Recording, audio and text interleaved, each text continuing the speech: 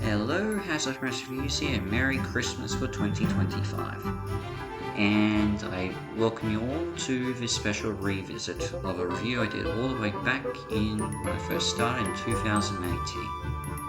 We're revisiting Rudolph the Red-Nosed Reindeer, just like I said I would after talking about Rudolph and Frosty's Christmas in July special.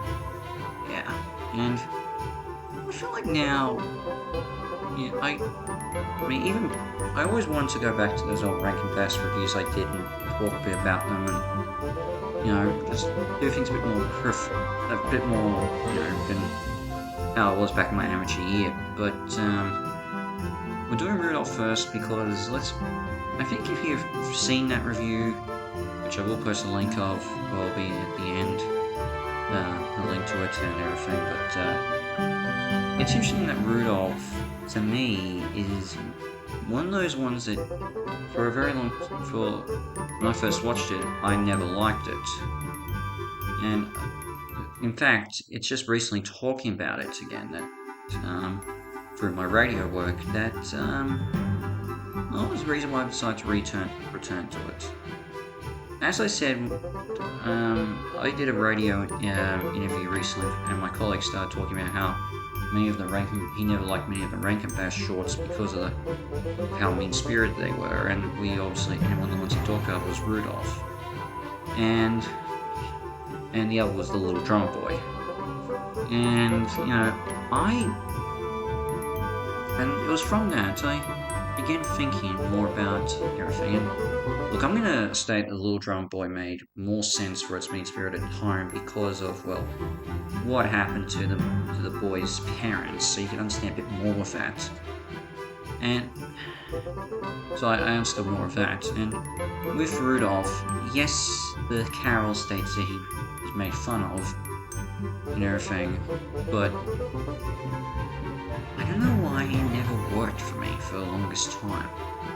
I mean, look, Rudolph, the carols, I love the carol, and we know what happens in the story. But something about the way he was treated, not just by the young reindeer, but also his father, Donna, which I will admit is also a smart thing to have one of Santa's main reindeer be Rudolph's father, always left me feeling a bit antsy, even a bit, not pleased with it. Even Santa, when he does that Twinkle Twinkle song, sort of ridicules him a little bit. It just makes no sense. And look, I can get it's part of the story, but to be fair, I mean, outside of that called Clarice, Rudolph's girlfriend in this, it still doesn't. He's not given any sort of break from anyone. I mean, honestly, I think it's more. You can sort of see a bit of it being on par with Chicken Little. Jeez.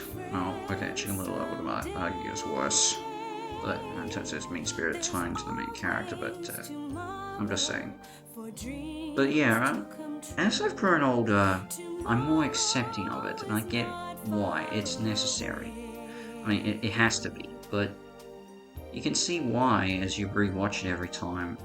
Well, whenever you do rewatch it, why people could be rubbed the wrong way with how many people ridicule Rudolph and everything. So yeah, I understand a bit more. As I said, I understood more of it when I reviewed it back in 2018, and I understand more of it now. One thing I have been thinking a bit about over time with Rudolph is with his friends, Hermie the elf and Yukon Cornelius the explorer and all that, little miner, whatever it is. Whatever. But anyway, of course they obviously get the iconic songs. There are a couple of misfits and silver and gold with them. And I do enjoy the camaraderie between the two, between all of them. And they form a really tight-knit, close friendship and even a surrogate family for Rudolph. And I really do like these guys. But it leads to my biggest issue with the story that still, I don't know, has gone a bit of more of a problem over time, is that Rudolph leaves them because he feels his shiny red nose is endangering them, which, okay, you can see, but I don't get it. Like, they're the only people in his life that have treated him with dignity and respect and adore him for what he is. And I kind of wished Rudolph, maybe didn't go that route. And when he does eventually feel like he wants to return back to the North Pole, have him, have him feel a bit conflicted and everything. Like, in my view, if this was remade ever by Rankin Bass, which obviously never happened, but if they ever did, when a lot of people want to remake this, maybe go a bit like Simba's during the Lion King. I just feel like that's the way you should go with this. Don't have Rudolph run away and everything, or if you do, show more of his time on his own as he's aging, which is another thing I will also give credit to. Rudolph aged throughout the special. It's honestly quite impressive. I also, yeah, and everything. And I want to learn more about the abominable snowman in this. Give me more of him to explain a bit more as to how he is and why he turns to good after Hermie gives him that teeth operation, which is pretty funny and everything. And yeah, that's another thing. I just feel like there's more for it to expand because this is still a very. I mean, look, I know Rankin Bass did not have a high budget, but people have done other adaptations of this story, and they've obviously changed it around, but you kind of actually want to see them do something more with this and everything. It's, yeah, just something to think. But yeah, of course, everyone remembers the ending and how heartfelt it is, and all the performers do a great job in this, as they should. And, given, as I said back when pretty sure I said this back in my original review, the fact this was the first, does give it that special charm and everything. And I continue to feel it gets better and better for me as I get older, but even then, I do sort of wish maybe this could have gone feature length. It's strange, I just feel like there's more to it now that makes you think, you could remake this. I want to see someone remake it. Keep it to the original story from the TV special, but expand on it.